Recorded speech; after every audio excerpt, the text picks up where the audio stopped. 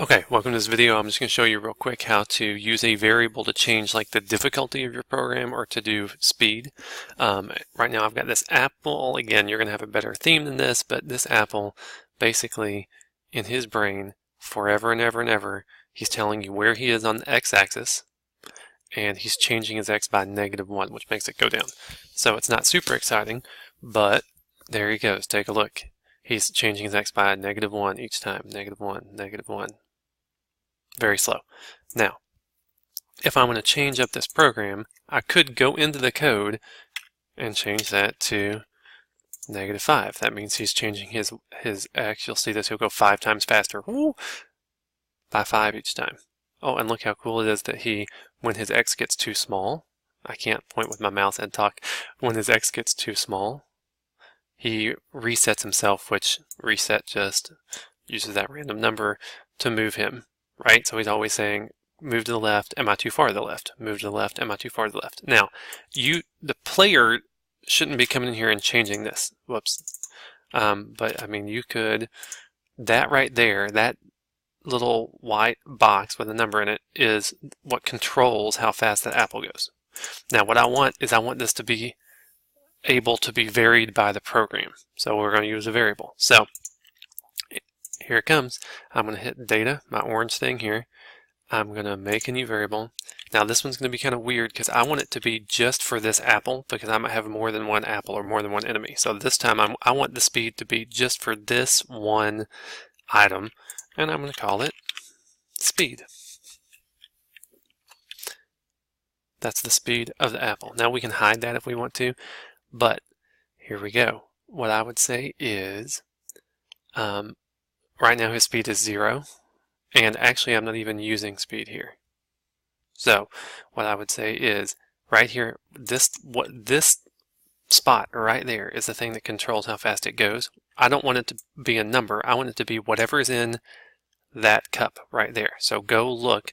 Now make sure, don't type the word speed, because that would just be the word speed. You want to drag that variable there, which is saying go look in that box right there and grab that number and replace it. Now, right now, that's going to be really boring because he's moving with a speed of 0.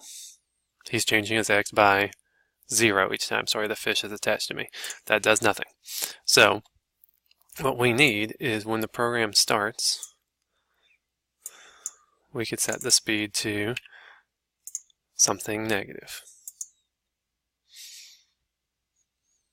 Right?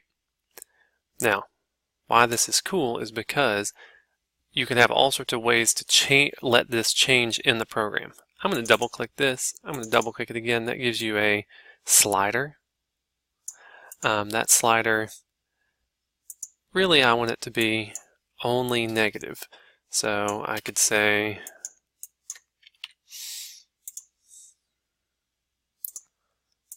that I can slide anywhere between -1 and 5. I can make the apple go faster or slower right there. I'm varying the speed. Now, a slider isn't the only way. You can also say basically anytime,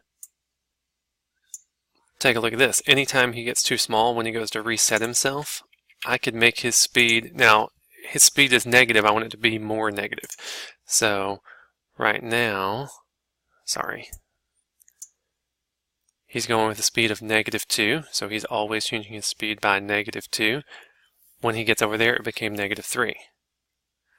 Next time it's going to become -4.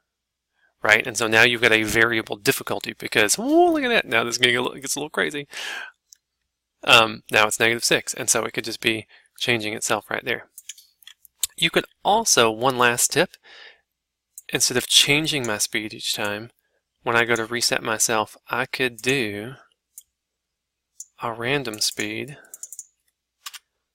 somewhere between -1 and -10. I'm doing negative because he's moving to the left. If he was moving to the right, it would be different.